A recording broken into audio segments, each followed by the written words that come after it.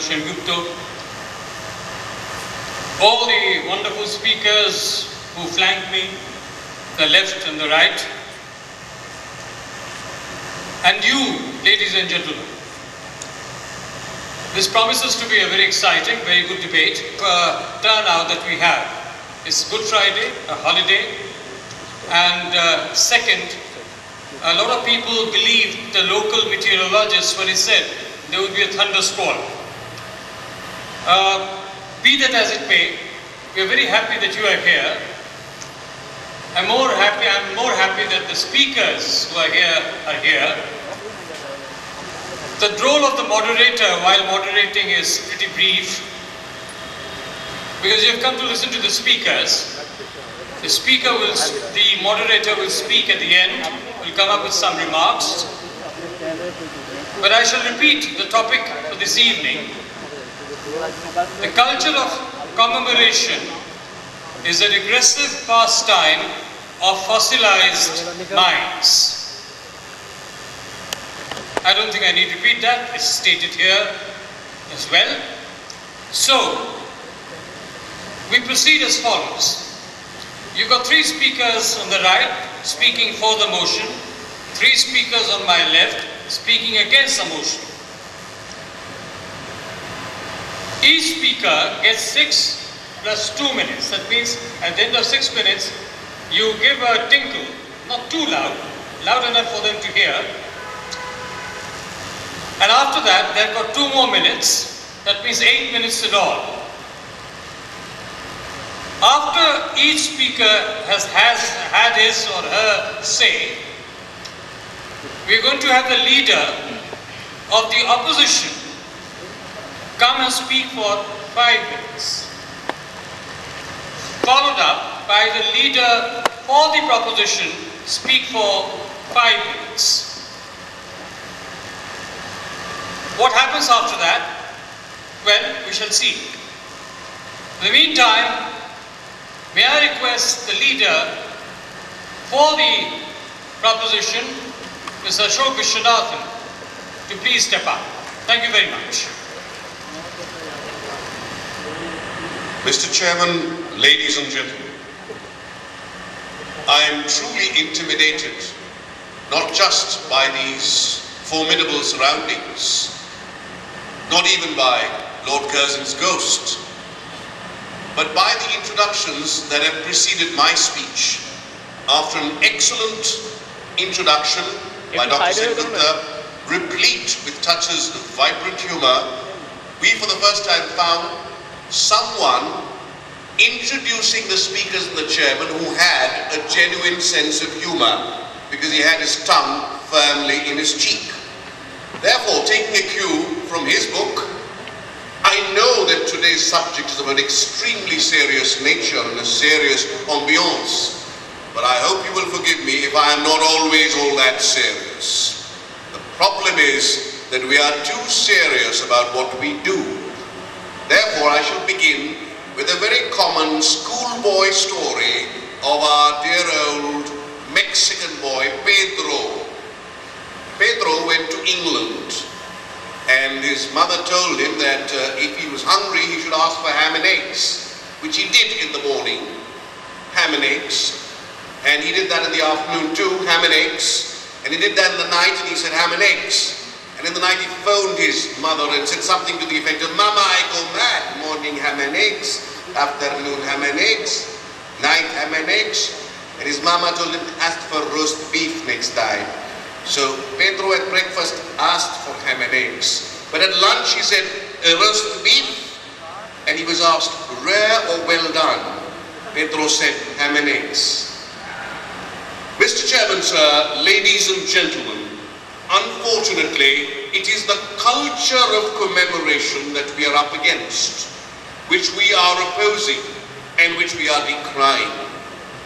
Much like the protagonist in the Pedro story, we are doing things again and again and again, doing it to death. Not only because it is the easiest way out, but because we do not have the creativity to think of something new. As the first speaker on this side, after consultation with my Mr. Dr. Sarkar, Mr. Gupta, we would like to say that the fate of anything leads to its ruin. When something has outlived its purpose, when we have done enough of it, in effect done to death as it were, we should look for new avenues, and that is what we are saying. It is not commemoration per se that we are against, certainly. A great deal of thought can go into commemoration. Commemoration could be very inventive, but it is the culture of commemoration that enables us to lay back, take it easy. Whether we are Bengalis, we celebrate that we are Bangalis, and we have been doing so many things, we rest on our laurels. Whether we look at years, we say it's the International Women's Year, 1975. The year becomes more important than the woman, doesn't it? International Year of the Child, 1979. The year becomes more important than the child. You see, Dr. Benjamin Spock had 6 theories about bringing up children. But then he had 6 children and no theories after that. We need to change. We are for change. Imagine what would happen if everything were the same. After all, winds do travel from areas of high pressure to low pressure. Heat travels from areas of high temperature to low temperature. If everything were the same at every point of time, we'd die of a heat death. We're now dying of an intellectual death. Let me clarify, in my profession, we had this famous actor who was asked by the producer Sam Goldwyn to play the role of Abe Lincoln. And this man really dressed himself up like Lincoln. He started living in a log cabin, you know, with whiskers, sideburns, everything. And he started breathing like Lincoln, talking like Lincoln, walking like Lincoln, until disaster struck. One could call it an occupational hazard. He was assassinated. That is what is going to happen. Ladies and gentlemen, if we continue with this culture of commemoration, to focus on the key words in this motion, one is culture of commemoration, which we feel is something which is regressive, meaning taking us back. Definitely we need to look back, but if we are constantly thinking about the past and the present, we'll never be thinking about the future. As the introducer wittily pointed out, it's better to be without the times than to be with the times in such times as these. So therefore we must know that the only thing that does not change is change itself.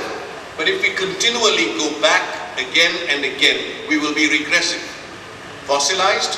The easiest way of commemoration, as the curator so beautifully pointed out to me, is to build a statue. And what is a statue? It is a stone. It is completely arresting movement.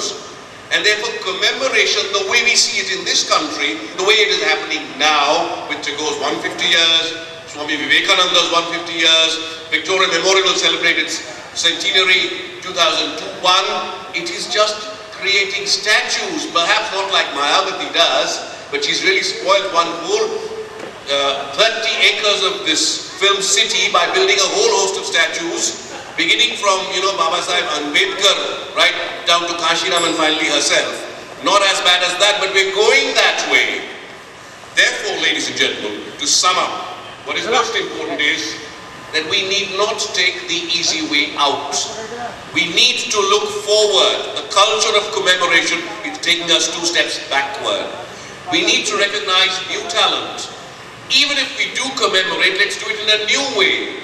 As Sujata Sen was saying, and I'm sorry to refer to her even before she speaks, she has seen a version of 12th Night done in a rock and roll fashion, which is extremely forward-looking.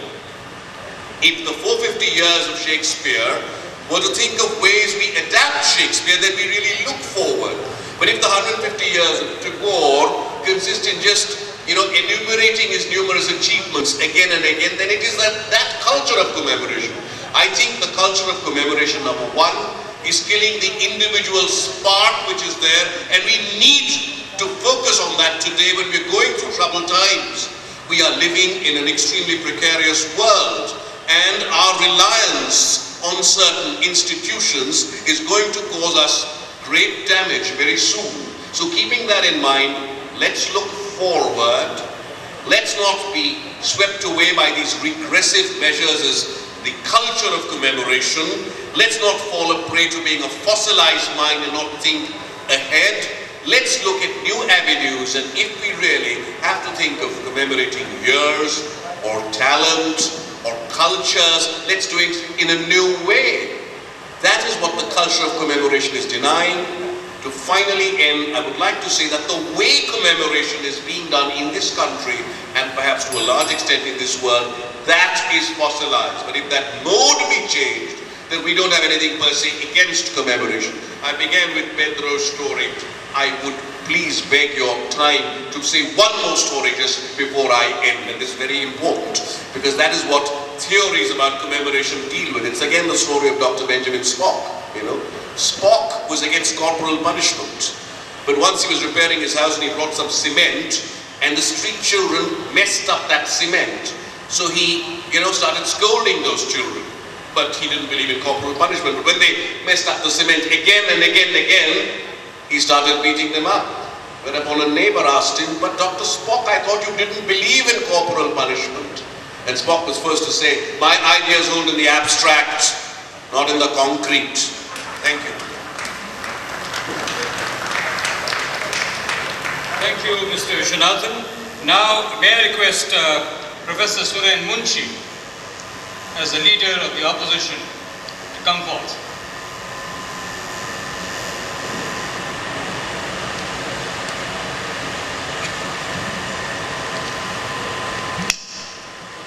Mr. Chairman, sir, ladies and gentlemen, I must say tremendous sympathy for all my colleagues sitting on the right of the chairperson. They are committing, in my mind, triple impudence in proposing and supporting this motion. Why triple impudence? For the simple reason, think of the place where we are assembled. Think of the day and think of the theme. This place, Victoria Memorial, is not the right place for talking and speaking against the culture of commemoration. The day, today is Good Friday. And what's the significance of Good Friday? Today the Christians all over the world commemorate the crucifixion of Jesus. Why? His sacrifice. They remember that in giving up his life, he created the possibility of redemption for humanity. And this is a time when the Christians try to unite with Savior. This is a day of commemoration which has been going on. And think of this, our worthy colleagues choose this day to speak against commemoration. And with this I would come to the theme proper, the spirit of commemoration. And before I go to this, I would like to draw your attention to a place not as pleasant as this place, but to a place called Auschwitz. You all know that this is the most remarkable place arising out of the World War II. More than 1 million people, of them 90% Jews, were killed in a cold-blooded manner in this place.